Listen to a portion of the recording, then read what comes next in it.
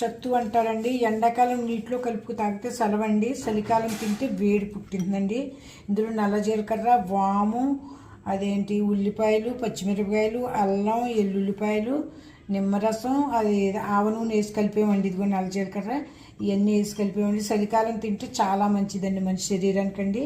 అందుకే ఇప్పుడు ఇవాళ దీంతో పొరాటా చేస్తున్నాను. ఇది వరకు ఒకసారి పెట్టానండి.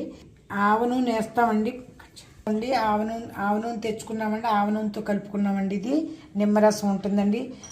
శనగలు అంటే శనగలు తొక్కలతో ఆడింతారండి, అది విశేషం అండి. అందుకు మళ్ళీ మీకు రెండోసారి రిపీట్ చేయడానికి నేను చూపిస్తున్నానండి.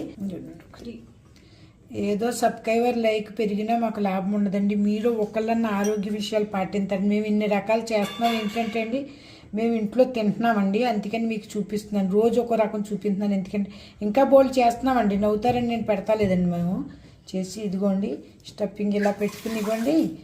దీని మూతి ఇలా దగ్గరికి తీసుకుని కచోడీలేని అలాగే చెప్తారు. ఇదిగోండి ఇలా గుండ్రంగా తిప్పితే ఇదిగోండి దీన్ని మూతడిపోయింది చూసారా, ఇంకా ఎడదండి.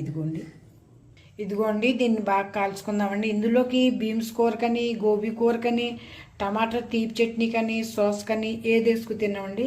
ఈ రెండు తిండి సానండి పొట్ట నిండుతుంది. ఎందుకంటే అండి శనగలు కదండి, పొట్ట మళ్ళీ డైజెస్ట్కి కూడా మంచిది ఉంటాయి అండి. ఉడక తిన్నా డైజెస్ట్ బాగా ఉండదండి. తక్కువ తిను డైజెస్ట్ బాగా అయితే అది మన ఆరోగ్యానికి మంచిదండి. ఇదిగోండి ఇలా పచ్చిమిరప నూనె వేసుకుంటే నూరుకు టేస్ట్ ఉండాలండి. అలాగని ఎక్కువ నూనె కూడా వేయకూడదండి. పచ్చిమిరప వేసుకుంటే నూనె తక్కువ పడుతుందండి. అందుకే మీకు ఈ విధంగా మళ్ళీ రెండోసారి రిపీట్ చేస్తున్నాను. ఈ రొట్టెలు చేసాను నేను ఆల్రెడీ. ఇదిగోండి ఇలా అంటే కనుక మొత్తం అంతా అంటుకుంటుందండి రొట్టెకి. తక్కువ నూనెతో ఎక్కువ మనకి బాగుంటుందని చెప్పడానికి చేస్తున్నానండి. శనగలు తొక్కలు ఉంటాయి కాబట్టి అది మనకి చాలా పౌష్టికాహారం అండి. ఇదిగోండి ఎంత బాగా పొంగింది చూసారు కదండి. స్టఫింగ్ బాగా పెట్టుకుంటే మనకి ఇదిగోండి ఈ పక్క నుంచి ఇలా తీస్తే మనకి అంత కనపడుతుందండి బాగానే.